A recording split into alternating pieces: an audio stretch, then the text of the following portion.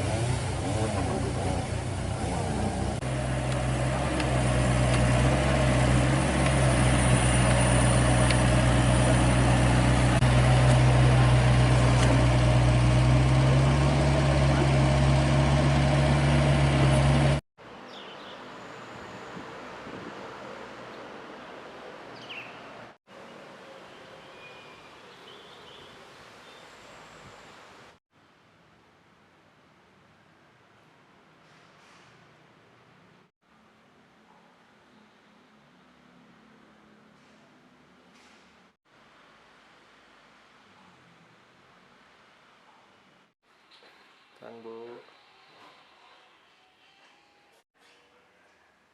siklonnya di situ ya Bu? Iya.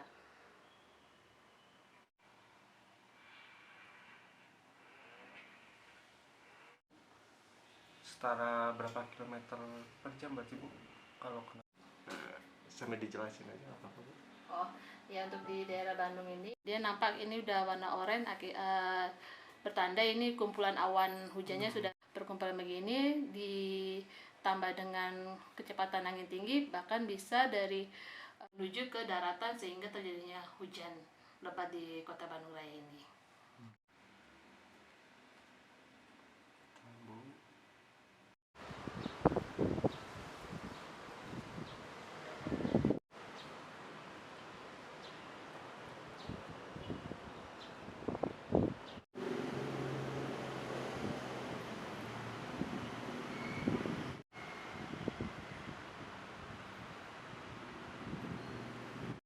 Ini, nah sekarang ada prediksi jaringan, selang-seling tuh.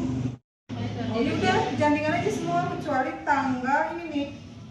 Sisanya udah. Pokoknya dari hari ini sampai tanggal 30. Itu di kondisi Bandung Raya hari ini mulai dari Senin hingga Rabu itu cuacanya masih dalam kondisi intensitas hujan sedang hingga lebat.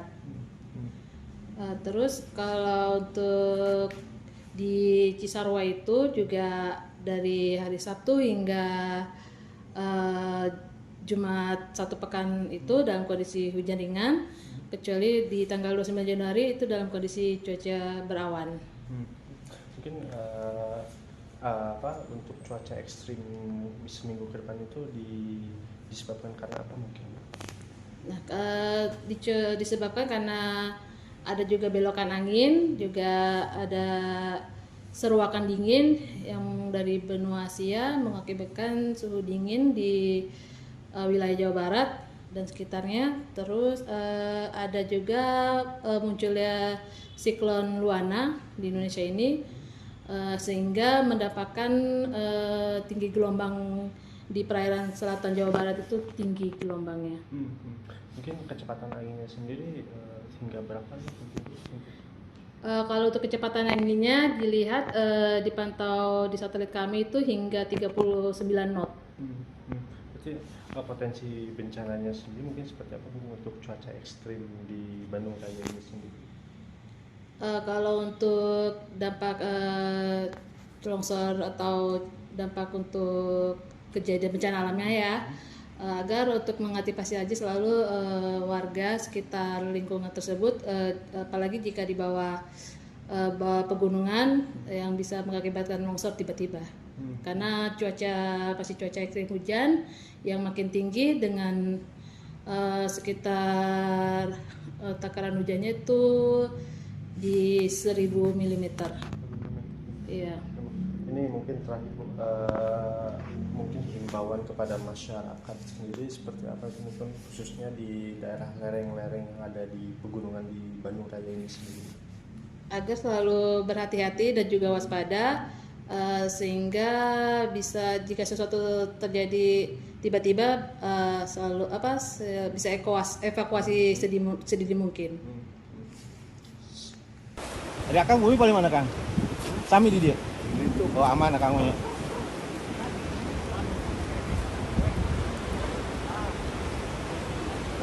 Disuruh lah eta saungna tuh.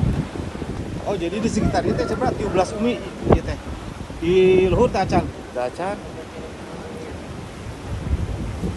Oh baik, hati-hati. Hak.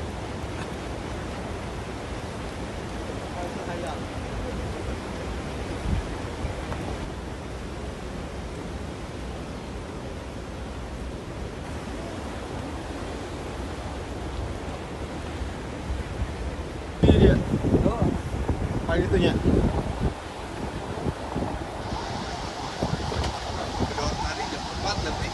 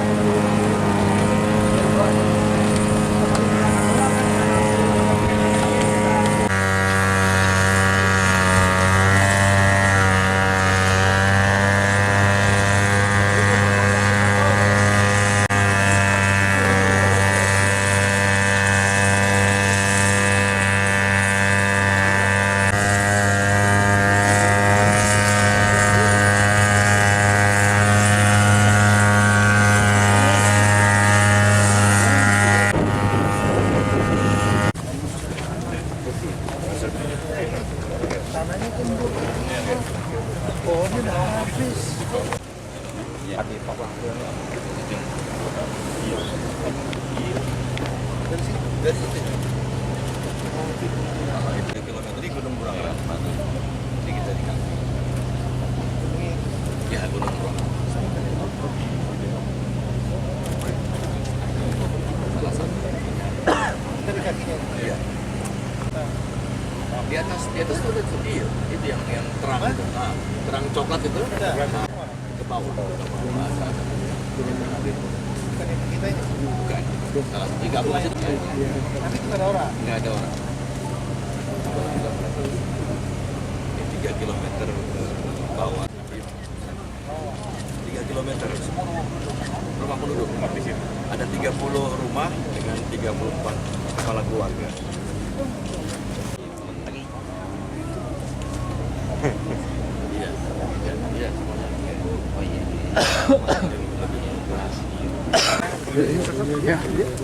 Pak Menteri izin. Pak Menteri, ada yang wafat, kemudian juga ada yang masih hilang dalam pencarian. Kalau kita melihat memang selain hujan deras, memang struktur tanah di sini ya, kita lihat gembur, subur di satu sisi untuk tanaman, tapi di sisi lain rawan karena tidak kokoh tanahnya. Ditambah lagi dengan saya melihat daerah perbukitan yang gembur, banyak pemukiman dan tanaman pelindungnya yang akarnya menancap ke dalam ya, yang bisa memperkuat struktur tanah itu banyak berganti hortikultura, sayur-sayuran dan lain-lain ya. Nah, itu membuat rentan sekali kalau terjadi hujan deras. Ya. Ini yang salah satu. Saya lihat mirip hampir seperti yang di Banjarnegara, di Cilacap, saya juga datang ke sana. Sama saya melihat. Ke depan mungkin seperti apa Pak Dino? Yang pertama jangka pendek dulu. Jangka pendek tentu semaksimal mungkin untuk mencari yang hilang. Kemudian tentu bagi yang wafat dimakamkan secara layak, dibantu keluarganya. Yang direlokasi juga sudah dibantu. Saya lihat banyak sekali dukungannya dari Pak Gubernur, kemudian dari Pak Bupati, jajaran, TNI, Polri, relawan, pemerintah pusat, semua bergerak untuk membantu. Nah, kemudian jangka panjang mereka harus direlokasi supaya mereka dapat tempat yang baik, yang aman. Kerjaan mereka dibantu, diperhitungkan, peralatannya, perabotannya, keluarganya. Tapi kita harus juga memikirkan tempat seperti ini. Ini mau tidak mau mendapat saya jangan ditempati lagi, tapi harus direhab, reboisasi, ditanam tanaman-tanaman yang akar tunya yang keras ya, supaya struktur tanahnya bisa menguat kembali. Kalau kembali lagi nanti akan longsor lagi. Kita untuk daerah-daerah lain untuk memperkuat tata ruang, ya, daerah rawan seperti ini harus kita petakan.